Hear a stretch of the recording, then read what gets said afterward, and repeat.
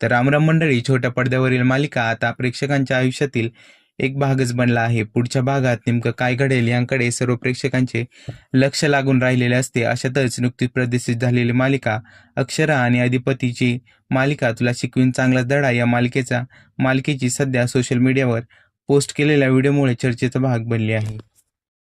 फुकेतच्या किनारपट्टीवर अक्षरा आणि अधिपती यांचा ऋतिक रोशन आणि अमिषा पटेल यांच्या कहो ना प्यार है या गाण्यावर शूट करताना दिसून येत आहे.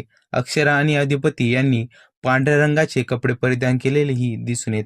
झी मराठी वाहिनीने सोशल मीडियावर अक्षरा आणि अधिपती यांचा व्हिडिओ पोस्ट करत लिहिलं आहे की कोल्हापूरचा रंकाळा राहिला दूर, आता थायलंडच्या समुद्रावर जाळ आणि धूर असं लिहून प्रेक्षकांचे लक्ष वेधून घेतले आहे.